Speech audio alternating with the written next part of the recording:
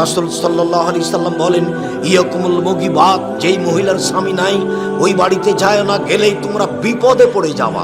রাসূল সাল্লাল্লাহু আলাইহি সাল্লাম বলেন, ইয়াকুমুদ দুখুল আলান নিসায়ে, সাবধান তোমরা মহিলাদের কাছে যায় না, গেলেই তোমরা বিপদে পড়ে যাওয়া। মুহাম্মদ সাল্লাল্লাহু আলাইহি সাল্লাম বলেন নারী জাতির ব্যাপারে যে ইন্নান নিসা হাবাইলু শয়তান, মহিলারা হচ্ছে শয়তানের জাল।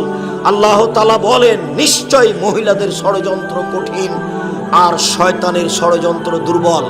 উপস্থিত বৈঠকের মুসলিম বোন, আমি আপনাকে শয়তান বলে গালি দিনি, আমি আপনাকে শয়তানের জাল বা শয়তানের চেয়ে খারাপের কথা বলিনি।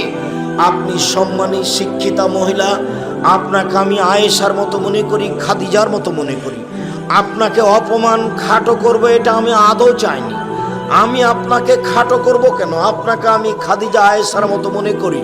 আসলে বলতে চাচ্ছি ওই যে আপনার পাশে বসে আছে দেখেন, এখনো মাথায় কাপড় নাই, ক্লাস 10-এ পড়ে। এই হলো শয়তান, এটাই শয়তান, এটাই। এর বাপ অশিক্ষিত, এর মা অশিক্ষিত, এর বংশ অশিক্ষিত, এর বাপ অশিক্ষিত, এর মা অশিক্ষিত। জন্ম দিতে পারলেই বাপ হওয়া যায় না, ক্ষমতার নাম বাপ। সব করতে পারলেই মা হওয়া যায় না, ক্ষমতার নাম মা।